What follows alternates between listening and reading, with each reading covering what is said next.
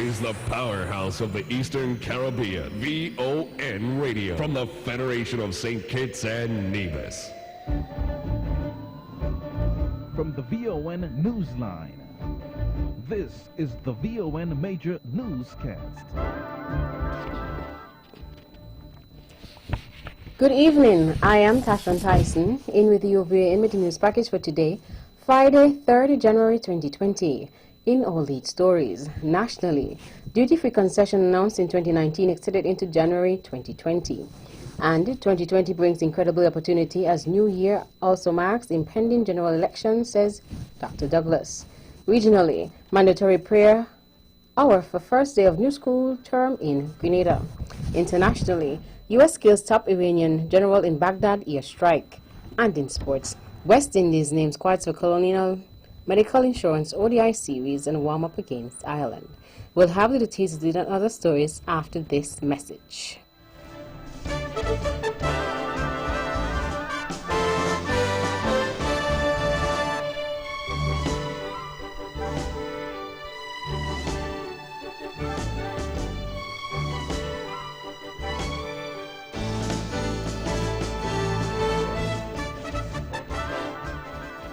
Another look.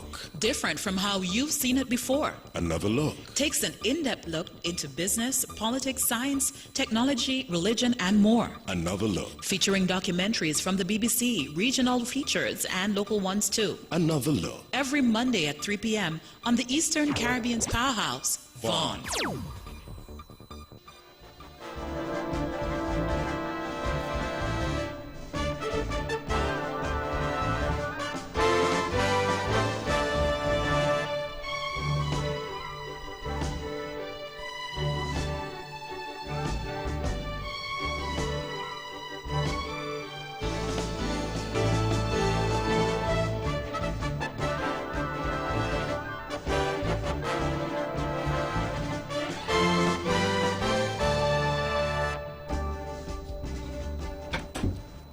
Welcome back, and now the national news in detail.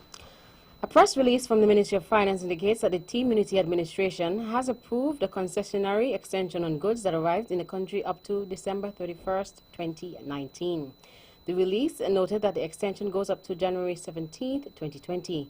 The decision on the extension, according to the release, was made due to the backlog in the delivery of packages, which resulted in individuals not being able to clear imported packages during the Christmas carnival season. As a result of this, these individuals were unable to benefit from the approved duty-free concessions in the month of December. An announcement in the latter parts of 2019 indicated that from December 1st to 31st, gift packages and food items up to 400 pounds in weight were allowed free of duty and taxes, and non-commercial importers were granted duty-free allowance of EC $450 or US $200 off the cost, insurance, and freight CIF value of goods. 2020 marks an election year here in St. Kitts and Nevis. St. Kitts and Nevis held its last general elections on February 16, 2015, which saw the Team Unity Coalition, which comprises of the People's Action Movement PAM, Concerned Citizens Movement CCM, and People's Labour Party PLP, winning 7 of 11 seats. The St. Kitts Nevis Labour Party SKNLP won 3 seats, and the Nevis Reformation Party NRP won. In relation to the general elections, which are constitutionally due early this year, leader of the St. Kitts Nevis Labour Party, Dr. Venerable Denzil Douglas, expressed his view in his New Year's message that the people will restore the country to where it was. This new year of 2020, it brings with it an incredible opportunity to take our federation into a fresh direction under new leadership. And I am satisfied that our people have had the chance to compare and contrast. And I am persuaded that our people, whenever they are given the opportunity in the impending general elections, will move definitively and overwhelmingly to restore our country to the path of good governance, to the path of growth and real progress and prosperity. The party's leader also took the time to explain why the Labour Party should be the preferred choice. As we stand on the dawn of a new year, and a new decade. We of the St. Kitts Nevis Labour Party, the next Gen SKN Labour Party, are fully committed to your well-being and your aspirations because it is all about you. We have the plans, we have the ideas, we have the experience, the competence, the compassion, and the proven track record of success to relieve the people of St. Kitts and Nevis from the vagaries and abuses of the status quo and bring St. Kitts and Nevis to a higher level of intergenerational prosperity. Dr. Honorable Denzil Douglas. Prime Minister Dr. Honorable Timothy Harris will host his annual New Year's Gala on Saturday, January 4th at the Marriott Resort in Royal Beach Casino in St. Kitts. The guest speaker will be the world-renowned president of the University of Maryland, Dr. Freeman Rabrowski. The gala will be held from 7 p.m. to 10:30 p.m. Freeman Rabrowski is a prominent African-American educator, advocate, and mathematician. In May 1992, he began his term as president of the University of Maryland, Baltimore County, UMBC, one of the 12 public universities comprising the Maryland University system.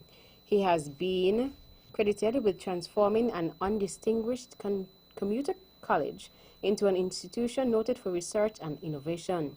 Under his leadership, UMBC has been ranked the #1 up-and-coming university in the U.S. for 6 consecutive years, from 2009, 2010, 2011, 2012, 2013, and 2014 by U.S. News and World Report magazine. The St. Kitts and Nevis National Carnival Committee has released the results for Sugar Mass 48 street activities. The Grandmasters Band are the 2020 Road March champions with the song Lift Off the Street Stress, scoring 88.08%. The New Vibes International Band was first runner-up with their song Area Code 869, gaining 84.64%. Second runner-up was Collision Band with 82.77% with the song Dust in Wind, Paint and Powder, and Small Axe Band third runner-up with the song Stink and Dirty with 76.9%. Best Large Juve Troop went to Red Devils X for the 10th year in a row, scoring 369.5 points, and Best Small Juve Troop went to the Real Jab Jab 2.0 with 393 points. Best Individual Mass went to Romaine Belgrove Best Lodging Goose with 418 points. Ultra Carnival won 4 categories. Troop with 642 points. Laddies Troop with a score of 105%. King of the Band 600 points and Queen of the Band 627 points. First troop to launch went to Lux Carnival. The festival climaxed on Thursday, 2nd January 2020, with the last stop jump up in Barsteer. The theme for this year's festival was Why Wait? Let's Celebrate Sugar Mass 48. As 2020 gets underway, traffic accidents continue to plague St. Kitts and Nevis. As revelers in Barsteer St. Kitts on Thursday, 2nd January 2020 were participating in the final activity for Sugar Mass 48 last lap jump up, fire and rescue services rushed to the Tabernacle area to the scene of an accident. Reports indicate that a white rental vehicle slammed into an almond tree in the area sometime after 9 p.m. There are reports that injuries were sustained in the accident. The individual or individuals were transported to the Joseph N. France General Hospital for treatment. This is the second traffic accident in St. Kitts and Nevis for the year, the first recorded on Nevis on New Year's morning. St. Kitts and Nevis's Prime Minister Dr. Honorable Timothy Harris has extended his heartfelt condolences, as well as those of the government and people of St. Kitts and Nevis, to the government and people of the Republic of China, Taiwan, on the loss of the country's top military official and 7 others who were killed in a Black Hawk helicopter crash on Thursday, 2nd January. Prime Minister Harris reached out to Taiwan's resident ambassador to St. Kitts and Nevis, His Excellency Tom Lee, and expressed solidarity with Taiwan. He was quoted as saying, "We stand with the Republic of China, Taiwan, an enduring, steadfast, and devoted friend to St. Kitts and Nevis." He mentioned that the tragedy hits home for all of us as we think about and share Taiwan's grief. Chief of the General Staff, General Shen Ming, and other officials were en route to military base when their UH-16M Black Hawk helicopter made a forced landing in New Taipei's mountainous Wuli district. A lieutenant colonel and captain, 2 senior master sergeants, a major, and 2 major generals are said to be among the dead. 5 people reportedly survived the military helicopter crash.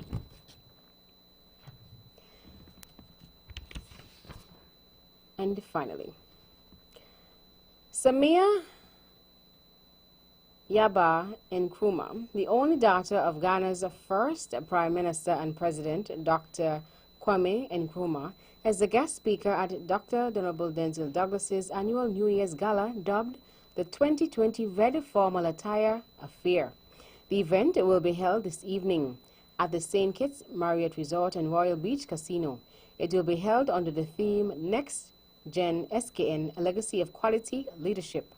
Born in 1960, Samir is the founder and president of the Kwame Nkrumah Pan-African Center, an organization set up to promote Kwame Nkrumah's vision, philosophy, and political culture within the context of a united Africa. She is also a Ghanaian politician and chairperson of the Convention People's Party, CCP, and is the first woman to ever head a major political party in Ghana. That's the national news segment. You can visit our website at www.vonradio.com or check us out on Facebook at Von Radio or our Von Radio YouTube channel for these and other stories. News from across the region is next.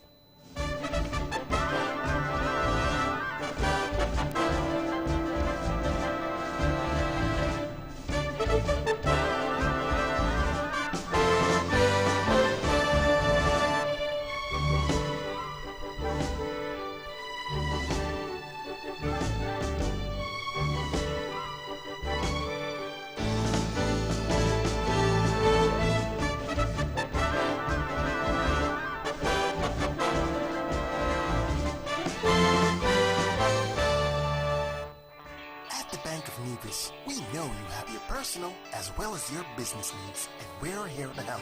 Our knowledgeable staff will work with you to help you achieve the financial success that you or your company needs in a competitive market. We offer solutions to make your banking experience easier, like our savings and checking accounts. Be sure to ask about our youth savers accounts and our Bank of Nevis Gold Club. We offer a wide range of personal loans, including mortgage, land, student, auto, and consumer loans. Have access to your funds instantly with our Be Online internet banking and our debit and credit cards. We make international banking and investing easy. How's your business? Give it the leverage it really needs by letting the Bank of Nevis assist you with all the necessary funding for all your business expenses. It's that easy. What are you waiting for? The Bank of Nevis Limited, improving the quality of life. Like us on Facebook at www.facebook.com/The Bank of Nevis.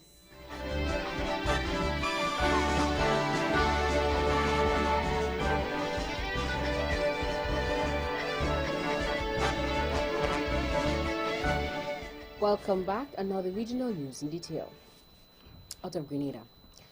To highlight the importance of spirituality in the lives of young people, the Ministry of Education has declared that all schools will begin the school term with an hour of prayer on the first day. Monday, January 6th is the date set for all schools to reopen, and the hour of prayer will occur during the mid-morning period. Based on information from nowgrenada.com, the Ministry of Education said in a news release that the theme for the activity is Teach Me to Pray and to Understand the Power of Prayer.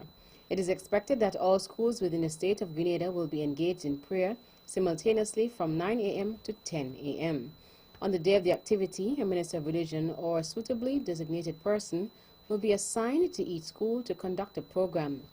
The Ministry of Education, Human Resource Development, Religious Affairs and Information will coordinate the activity with the schools and ministers of religion. As part of the activity, prayers will be offered up for all members of each school from each school family and the education system, as a whole. There will be time for reflection and meditation and for praise and worship, the release explained. Meanwhile, while they set prayer hours for the first day of school, students in all schools will also have to adjust to a new nutritional policy that will be enforced. That policy bans the selling and consumption of soda and other sweet snacks on school compounds and at school-based events. Out of Trinidad.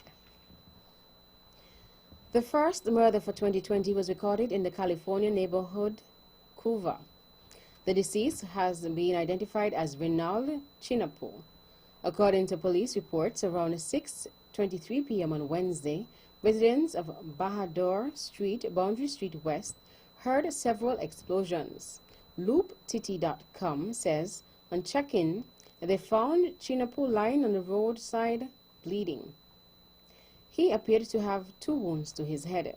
The police and paramedics were immediately notified and the injured man was taken to Couva Health Facility. Chinapo, however, succumbed to his injuries. When crime scene investigators visited the scene on the shooting, they recovered several items of evidential value. An autopsy is scheduled to take place on Thursday at the Forensic Center in St. James. Out of Jamaica. The Western Parish of St. James, which has bleeding in recent years, is the first to record a murder in 2020 following the shooting death of a man in Lilliput on New Year's Day. The victim has been identified as 26-year-old Rohan McCarthy, otherwise called Ratty of Nine Vibes, an artist of the community. Reports are that about noon, McCarthy was returning from a shop in Lilliput when an attacker drove up in a red Tida motor car as he neared his home. He opened fire, hitting McCarthy multiple times before speeding away.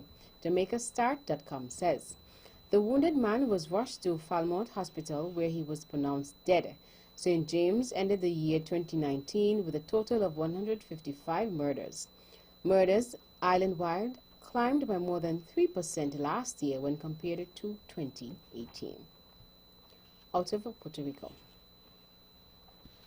A family of 4, including twin boys, was shot to death inside their home in Puerto Rico after celebrating New Year's celebrations, authorities said. Police said the couple's 16-year-old son was seriously injured and is hospitalized. The killings occurred at around 3:50 a.m. Wednesday in the northern town of Trujillo Alto, which lies south of the capital of San Juan, according to police. No one has been arrested. ABCnews.go.com quoted Puerto Rico's police detective Carlos Nazario as saying, "It's too early to establish a motive." The victims are Dorothy Wickline, 47, and Edwin Ramos, 40, and their twins aged 9. The 4 of them had celebrated New Year's Eve with relatives and were shot shortly after they returned home. Police said 1 person was shot at the entrance of the home, another in the living room, and 2 in the bedroom.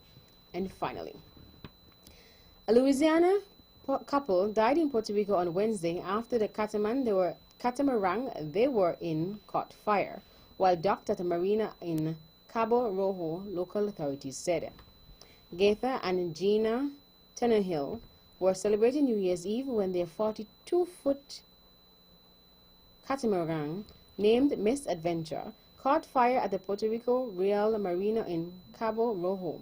Officials said a 911 call was placed around 6:45 p.m., the New York Post reported. That's it for regional stories. Stay with us for news from around the world.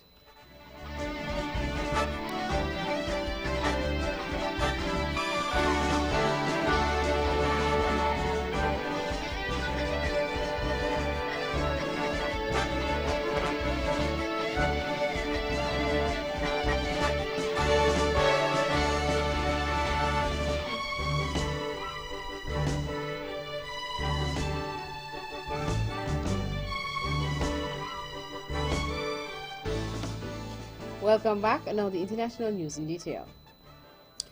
Iran's most powerful military commander, General Qasem Soleimani, has been killed by a U.S. airstrike in Iraq.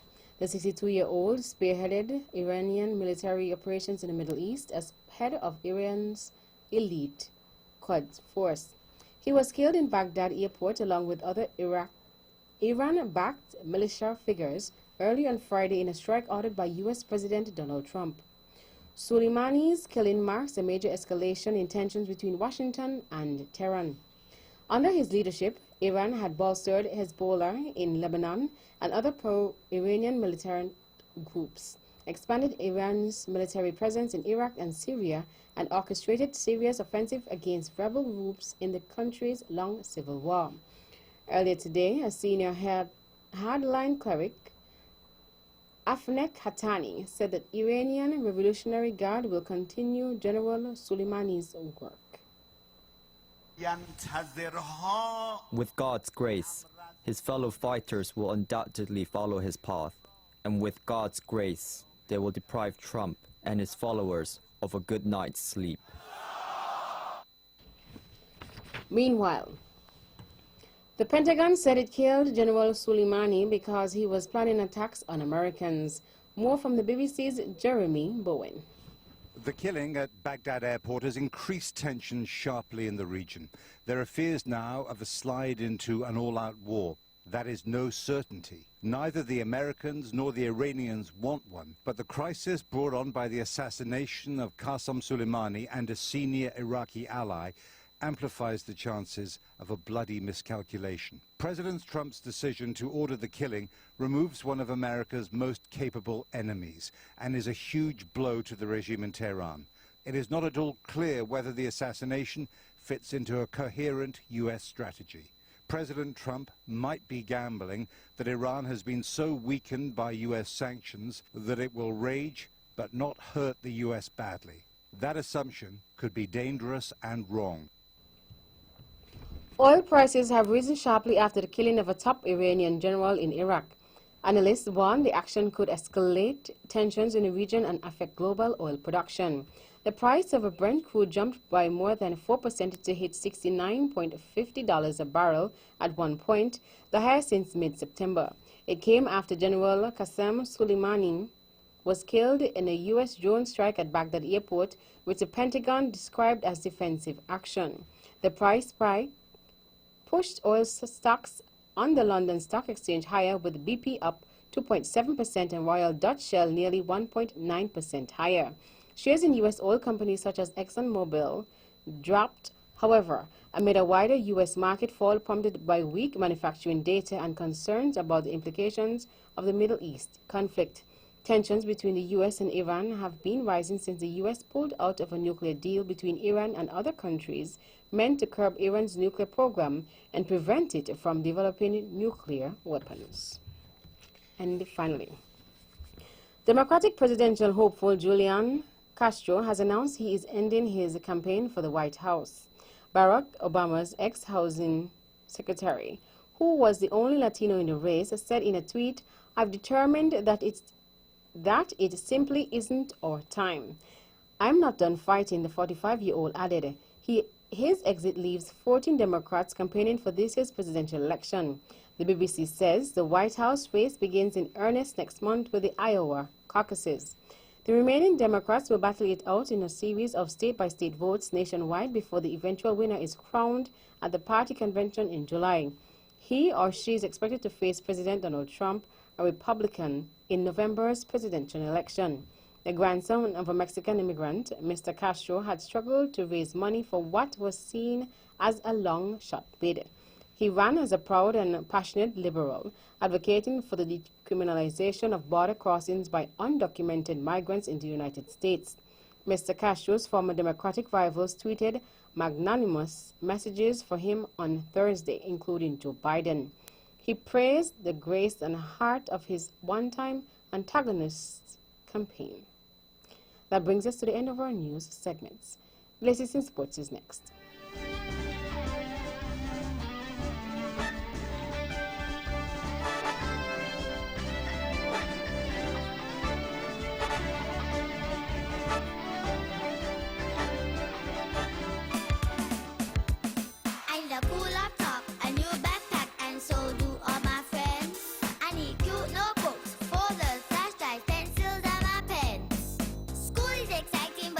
Fun without all the tools I need.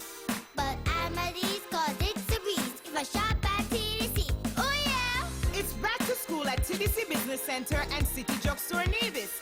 Your one-stop shop for all your school supply needs. Get bundle savings on backpack and computer packages, but save 20% off all back-to-school materials and printers. Back-to-school shopping is made easy at TDC Business Center and City Drugstore Nevis. See stores for details.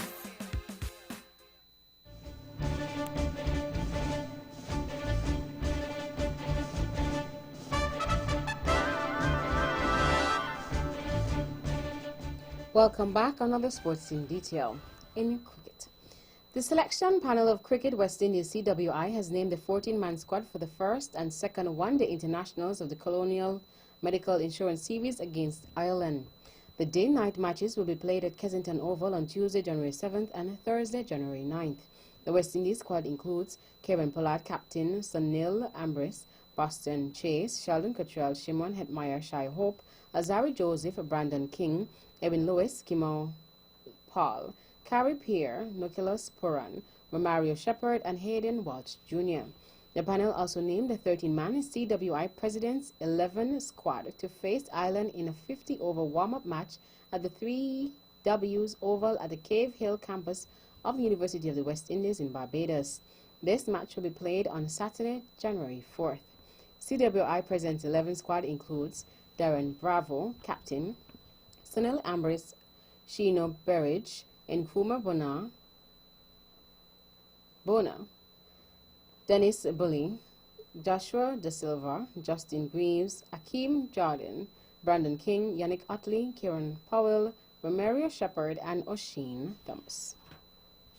In boxing, former professional boxer Floyd Mayweather will make his fighting comeback in late 2020. American businessman and current president of the Ultimate Fighting Championship, UFC, Dana White, has revealed. According to FoxSports.com, the veteran boxer, 42, has been out of the ring since beating Japanese kickboxer Tenshin Nasukawa in December of 2018. In August 2017, Mayweather extended his fighting record to 50-0 with victory over UFC superstar Conor McGregor, and he is now set to work alongside UFC head White ahead of a fight later this year. The pair became close in 2019 and have been in talks for some time over a potential career in UFC for Mayweather. Whether the American chooses to take up MMA, mixed martial arts, or continue boxing remains to be seen, but White claims Mayweather will be returning as a fighter rather than a promoter in 2020. In basketball, here are the scores from last evening's matches. Hornets 109 to Cavs 106, Nuggets 124 to Pacers 116, Heat 84 to Raptors 76, Jazz 102 to Bulls 98, Timberwolves 99 to Warriors 84, Nets 111 to Mavericks 123, Thunder 109 to Spurs 103, Grizzlies 123 to Kings 128, and Pistons 112 to Clippers 126. And that's it for sports. The general weather report is next.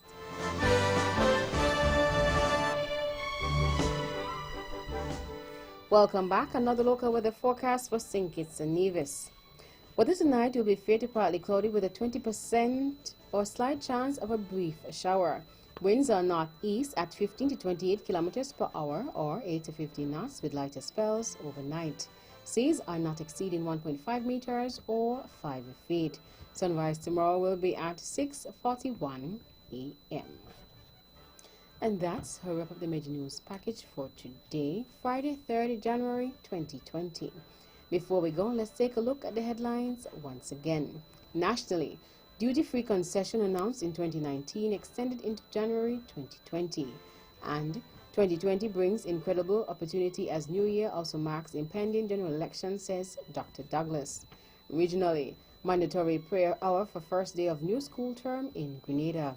Internationally, U.S. kills top Iranian general in Baghdad airstrike. And in sports, West Indies names squads for Colonial Medical Insurance ODI series and warm up against Ireland. On behalf of the rest of the news team, I am Tasha Tyson, wishing you a safe and enjoyable weekend.